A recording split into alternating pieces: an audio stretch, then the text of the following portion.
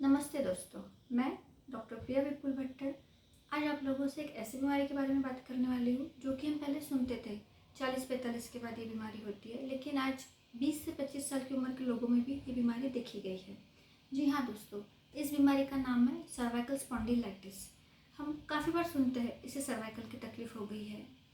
तो क्या है ये सर्वाइकल की तकलीफ़, क्या होता है इसके रीज़न, इसके सिम्टम्स और इसके ट्रीटमेंट, आज हम वो जानेंगे। तो सबसे पहले हम देखेंगे इसके रीजंस। इसका फर्स्ट रीज़न आएगा उम्र के हिसाब से इसकी तकलीफ़ होना। हमारे गर्दन में जो वर्टिब्रेस होती है उम्र के हिसाब से उनमें झीज, मराठी में बोलते हैं झीज होना, यानी उसकी जो पावर है हड्डियों की कहीं ना कहीं कम होती है। इसके कारण गर्दन में दर्द शुरू होता है। सेकेंड रीज़न है कि दो हड्डियों के बीच में एक डिस्क होती है। कभी गर्दन पे ज़्यादा बोझा उठाने के कारण वो डिस्क सरक जाती है, जिसे हम स्लिप डिस्क कहते हैं, उसके कारण भी ये तकलीफ़ होती है। दूसरा रीज़न है कि हमारे बैठने का तरीका, हमारा गर्दन यूज़ करने का तरीका, उसके कारण ये तकलीफ़ होती है। आजकल हम लोग देखते हैं कि गर्दन झुकाकर फ़ोन रखकर फ़ोन पे बात करना, कंटिन्यूस नीचे देखकर फ़ोन पे गेम खेलना, सीरीज़ देखना, मूवीज़ देखना, इसके कारण भी गर्दन में दर्द होना शुरू होता है। और आजकल बहुत से जो जॉब है वो लैपटॉप के थ्रू होने लगे हैं। तो जॉब तो हमें करना ही है, लेकिन हमें उसे सही तरीके से लैपटॉप यूज़ करके जॉब करना चाहिए। तो गर्दन झुकाकर लैपटॉप यूज़ करना हमें नहीं करना है। हमें हमारे आई लेवल पे फ़ोन यूज़ करना है, आई लेवल पर ही लैपटॉप का अरेंजमेंट करना है। सिटिंग पोजीशन हमें प्रॉपर रखनी है, कैसे भी हमें नहीं बैठना है, स्ट्रिक्ट इरेक्ट पोस्चर में ही हमें बैठना है। इस तरीके से अगर हम लोग रहेंगे तो हमें गर्दन की तकलीफ़ नहीं होगी। तीसरी चीज़ है खान पान। हमारा खान पान कैसा है उस पर भी हमारी गर्दन की तकलीफ़ डिपेंड करती है।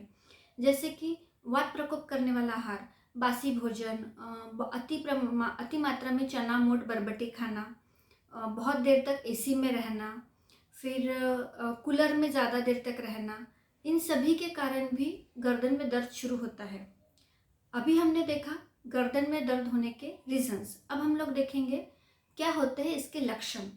इसके लक्षण में ऐसा है कि गर्दन में बहुत पेन होना, हमारे कंधे में, छाती में, हाथ में दर्द होना, हाथ में मूंगिया आए जैसा लगना, जिसे हम टिंगलिंग नमनेस बोलते हैं, और सोते वक्त, करवट बदलते वक्त, बैठ के उठते वक्त चक्कर आना, ये एक बहुत महत्वपूर्ण लक्षण बताया गया है सर्वाइकल स्पॉन्डिलाइटिस का। अभी तक हमने देखा इसके क्या है रीजंस, इसके सिम्टम्स। अब हम शॉर्ट में देखेंगे क्या होती है इसकी ट्रीटमेंट रीजंस के हिसाब से हम लोग ट्रीटमेंट देखेंगे। पहला रीज़न था हमारा उम्र के हिसाब से।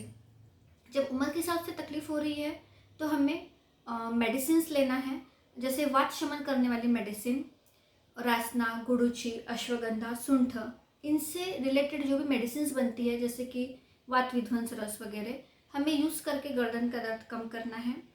उसी के साथ हम पंचकर्म, आयुर्वेद में वर्णित जो पंचकर्म है उसे हम यूज़ कर सकते हैं। पंचकर्म में मन्याबस्ती, सर्वाइकल स्पॉन्डिलाइटिस के लिए वर्णित है मन्याबस्ती, गर्दन की स्नेहन और स्वेदन यानी मसाज और स्टीम हम दे सकते हैं। साथ ही साथ बहुत अच्छे तेल वर्णित किए हैं जिनका हम नस्य करके गर्दन का दर्द कम कर सकते हैं। जैसे बला तेल का नस्य करने से गर्दन का दर्द हम पेशेंट का कम कर सकते हैं। ये हो गया पंचकर्म।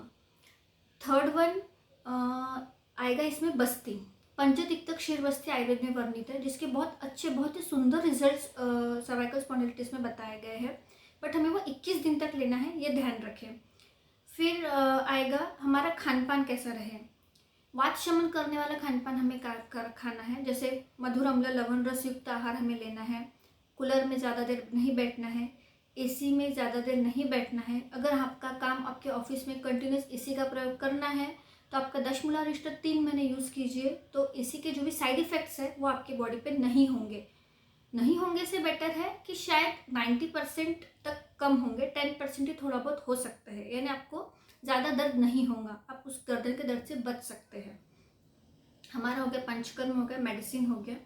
अब हमारा है गर्दन के लिए बताए हुए सूक्ष्म व्यायाम। जो गर्दन के योग में सूक्ष्म व्यायाम बताया है, रोज सुबह उठने के बाद वो सूक्ष्म व्यायाम अगर हम करते हैं तो भी हम गर्दन के दर्द से बच सकते हैं। तो आपको मेरा वीडियो कैसा लगा? आप मेरे चैनल को सब्सक्राइब और लाइक करना ना भूलें। Thank you.